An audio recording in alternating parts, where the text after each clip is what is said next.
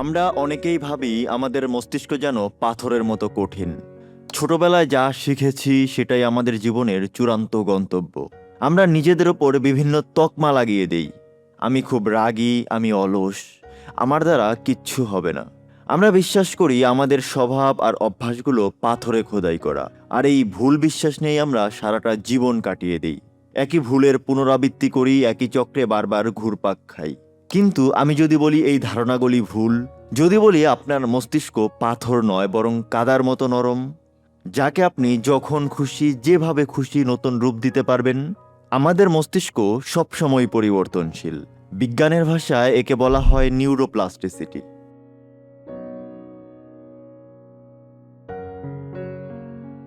স্বাগত আমাদের নতুন ভিডিওতে, যেখানে মন কথা বলে মননের সাথে আর প্রতিটি অনুভূতি ফিরে পায় অর্থ।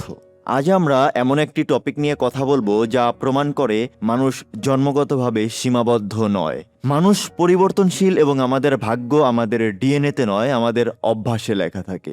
নিউরোপ্লাস্টিসিটি শব্দটা শুনতে কঠিন মনে হতে পারে, কিন্তু এর অর্থ খুব সহজ।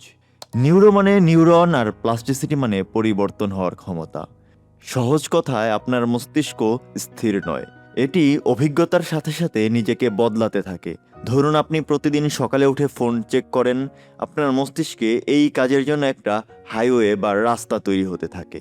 একটা সময় আপনি চোখ বন্ধ করে এই কাজটা করতে পারেন খুব সহজেই। একে বলা হয় স্ট্রেংথিং এক্সিস্টিং পাথওয়েজ, বা নিয়মিত অভ্যাসকে শক্তিশালী করা। আবার ধরুন আপনি পিয়ানো বাজানো শিখছেন। প্রথম দিকে খুব কঠিন লাগে, কারণ মস্তিষ্কে তখন সরু একটা পথ তৈরি হচ্ছে। কিন্তু প্র্যাকটিস করতে করতে সেই মেঠো পথটাই একদিন হাইওয়ে হয়ে যায়। একে বলা হয় ফর্মিং নিউ পাথওয়েজ, বা মস্তিষ্কে নতুন পথ তৈরি করা।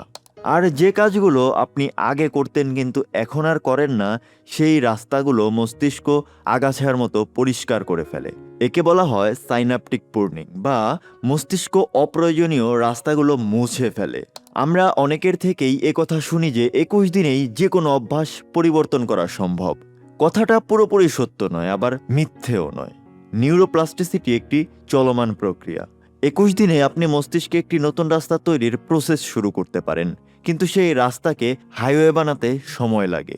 গবেষণা বলছে একটি নতুন অভ্যাস পুরোপুরি নিজের আয়ত্তে নিতে গড়ে 66 দিনের মতো সময় লাগতে পারে। তবে আশার কথা হলো, শুরুটা আপনি যে কোনো বয়সেই করতে পারেন। আগে বিজ্ঞানীরা ভাবতেন মস্তিষ্ক শুধু ছোটবেলায় বদলায়, কিন্তু আধুনিক বিজ্ঞান প্রমাণ করেছে যে নিউরোপ্লাস্টিসিটি আমাদের শেষ নিঃশ্বাস পর্যন্ত কাজ করে। আপনি 90 বছর বয়সেও নতুন ভাষা শিখতে পারেন নতুন স্কিল।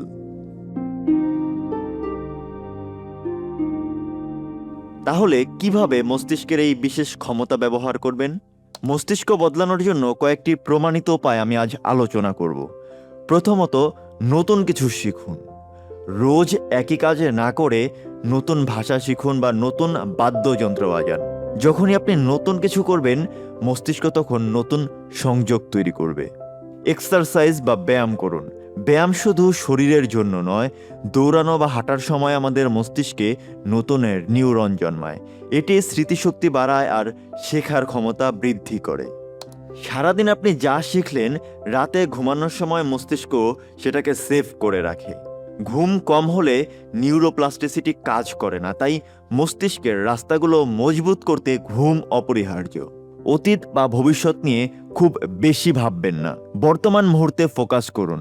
ধ্যান বা মেডিটেশন মস্তিষ্কের গ্রে ম্যাটার বাড়াতে সাহায্য করে, তাই আপনি আপনার ধর্ম অনুযায়ী প্রার্থনা করতে পারেন বা মেডিটেশন করতে পারেন।